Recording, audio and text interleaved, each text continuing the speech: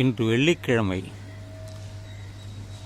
28/6/2024 விடியற்காலை.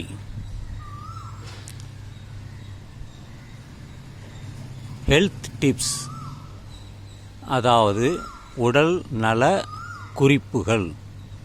இதை பற்றி அனுபவத்தின் மூலம் நான் உங்களுக்கு கூறுகிறேன். எல்லாவற்றையும் நான் சொல்லப்போவதில்லை, சிலவற்றை மட்டுமே. முக்கியமாக சிறுநீர் கழிப்பது. நாம் அருந்துகின்ற தண்ணீரெல்லாம்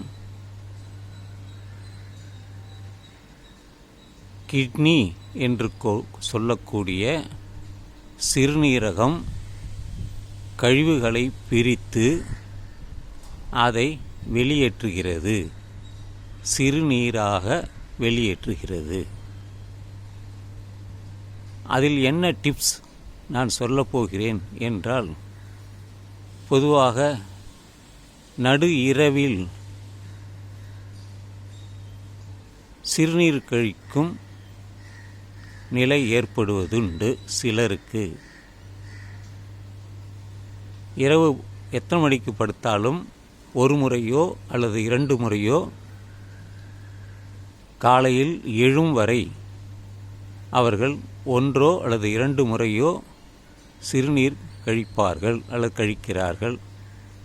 இதை எப்படி தவிர்க்க வேண்டும் என்பதற்குத்தான் இந்த டிப்ஸ் குறிப்பு.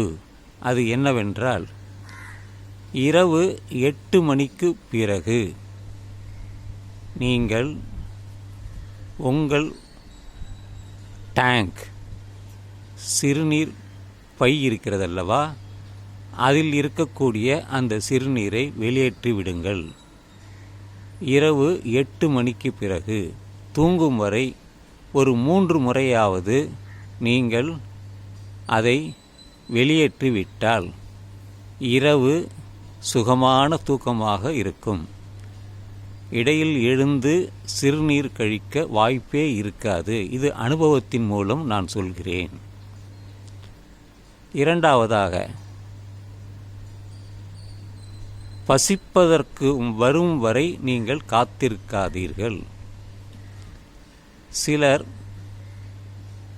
கிடைத்த பொழுது அவர்கள் சாப்பிடுகிறார்கள். ஒரு வயதிற்கு பிறகு என்னை போன்ற 60 வயது கடந்தவர்கள் அல்லது 70 வயது கடந்தவர்கள் பசிப்பதற்கு முன்பே சாப்பிடுவது நல்லது. இது என்னுடைய கருத்து. நேற்று பசி வந்து பிறகு பல நேரம் கழித்துதான் சாப்பிட்டேன் இரவு சாப்பாடு. அதனால் எனக்கு சுகவீனம் இல்லை. ஒரு கடினமான நிலை இருந்தது. வயிற்றிலேயே சாப்பிட்ட உணவு தங்கி இருப்பது போன்ற ஒரு உணர்வு. இதற்கு முன்பு அப்படி நடந்ததில்லை. நேற்று நடந்தது.